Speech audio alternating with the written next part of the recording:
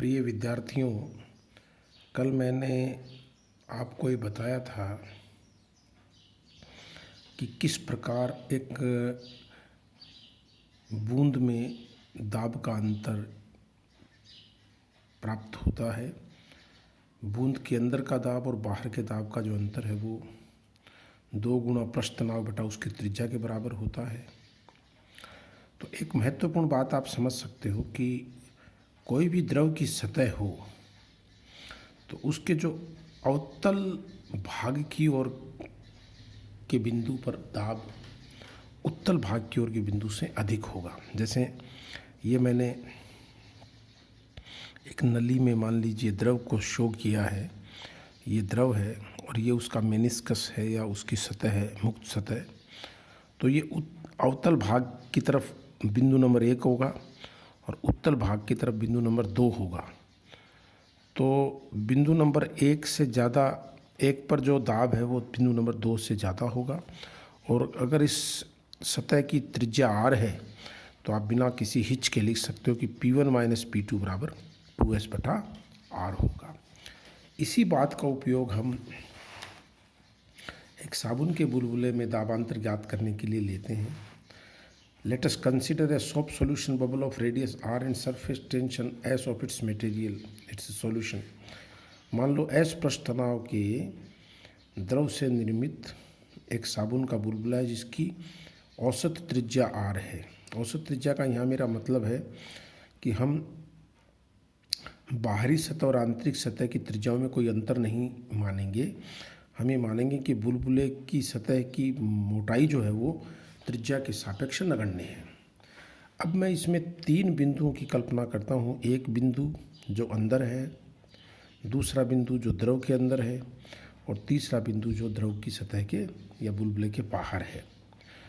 O इसका केंद्र है बुलबुले का। आप देख सकते हो कि साबुन के बुलबुले में 2 मुक्त सतह होती है। मुक्त सतह जो एक अंदर की तरफ है ये हवा के संपर्क में है, मुक्त सतह एक बाहर है जो भी हवा के संपर्क में। You can see that there are 2 free surfaces in a soap solution bubble, one inside the other one outside. मैं बिंदु नंबर 1 जो है वो उसके ऊपर दाब को P1 मानता हूँ और बिंदु नंबर 2 को दाब को मैं P2 मानता हूँ। तो आप स्पष्ट रूप से समझ सकते हो कि P1 अवतल भाग की तरफ है और P2 इस अंदर वाली सतह के उत्तल भाग की तरफ है।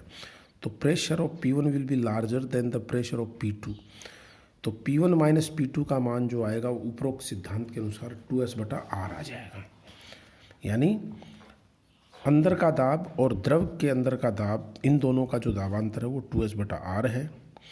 इसी तरह से अगर मैं बिंदु नंबर 2 पे प्रेशर P2 मानते हुए P3 को मानूँ 3 नंबर बिंदु पे, तो बाहरी सतह के लिए 2 जो है वो अवतल भाग की तरफ चला गया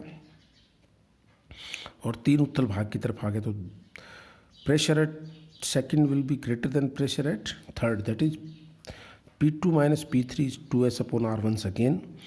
एक बार फिर से 2s बाई r आएगा। अब मैं इन दोनों को जोड़ता हूँ, इन समीकरणों को, तो देखो P2 से P2 कैंसिल हो जाएगा और मुझे P1 माइनस P3 मिलेगा जिसकी मुझे ज़रूरत है। तो P1 माइनस P3 बराबर Pxs बराबर 4s बटा r आएगा।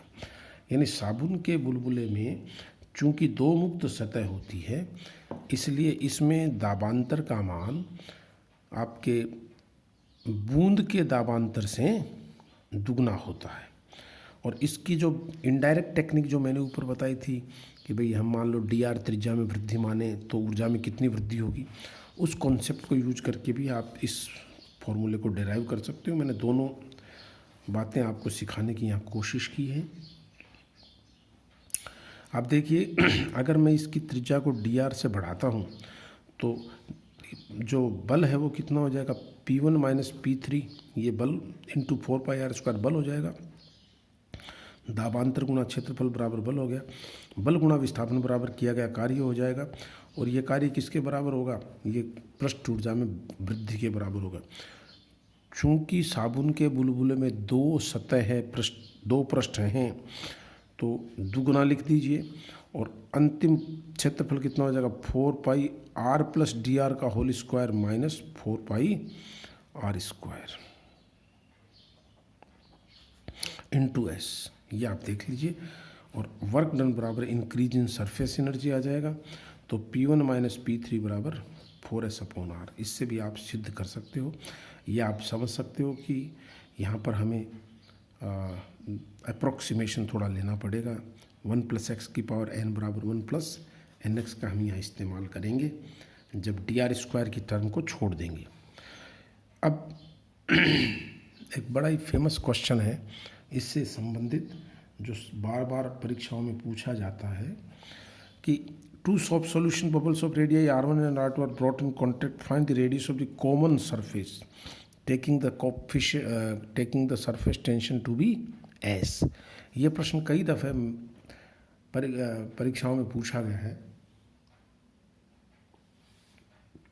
क्या है कि अगर R1 और R2 त्रिज्या के दो साबुन के बुलबुले एक दूसरे के संपर्क में लाए जाते हैं तो उनके उभयनिष्ठ तल की त्रिज्या ज्ञात कीजिए यदि पृष्ठतनाव S है। तो इसका सॉल्यूशन बहुत सरल हो जाएगा। मैं यहाँ आपको सिखाने की कोशिश करता हूँ। देखो यहाँ पे कि अगर एक सॉफ्ट सॉल्यूशन की त्रिज्या R1 है, दूसरे की R2 है। अब आप देखो कि इसमें दाबांतर कम है, इसमें क्योंकि R जिसकी ज़्यादा होगी उसमें दाबांतर कम होगा। अब इन दोनों को संपर्क में लाए तो संपर्क में लाते ही कॉमन एक सरफेस बन जाएगी।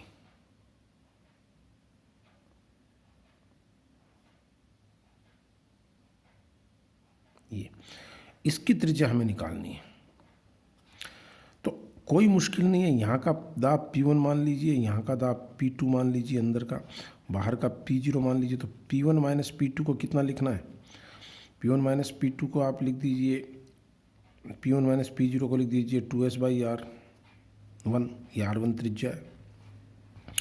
P2 माइनस P0 को आप लिख दीजिए 2S/R2 और फिर P1 माइनस P2 को लिख दीजिए नई त्रिज्या 4S/R। ये 4S हो जाएगा क्योंकि ये साबुन का बुलबुला है। तो बच्चों इससे कोई फ़र्क नहीं पड़ेगा। P1 माइनस P2 का आप लिखोगे 4S/R, तो 1/R बराबर 1/R1 प्लस 1/R2 आ जाएगा, जिसको मैं आपको सॉल्व करके सिखाता हूँ अगले पेज पर। ये देखिए, ये इसको इस तरह से कर सकते हो आप। ये देखिए इस जगह, ये कितना सरल है। मेरे ख्याल से आपको समझ में आ रहा होगा। आप देख लीजिए इसको।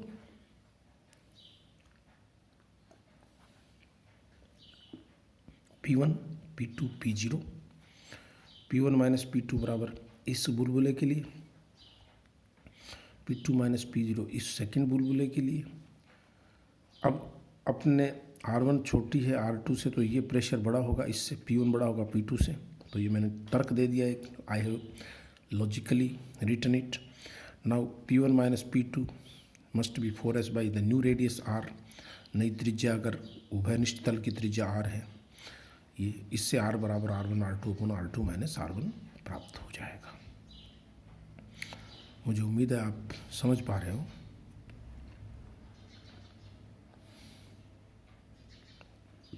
और एक मज़ेदार बात और बताऊं, एक सवाल और है कि अगर दो बुलबुले हैं, एक छोटी त्रिज्या का एक बड़ी त्रिज्या का, और उनको एक छोटे नली से जोड़ दिया जाए, पतली नली से जोड़ दिया जाए, ये हाइपोथेटिकल क्वेश्चन है।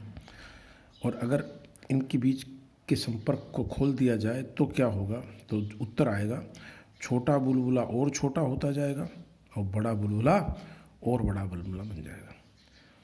एक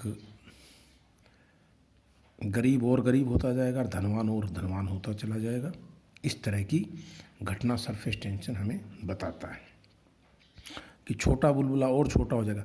सामान्यतः अगर ये गुब्बारे होते तो बच्चे जवाब क्या देते कि इधर से इधर हवा तब तक बहेगी जब तक कि दोनों का आकार बराबर नहीं हो जाए। लेकिन यहाँ आंसर क्या आएगा?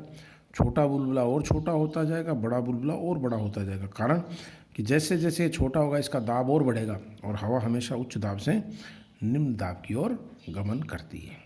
ये पृष्ठ दाब से संबंधित अब मैं आपको केशिकत्व के बारे में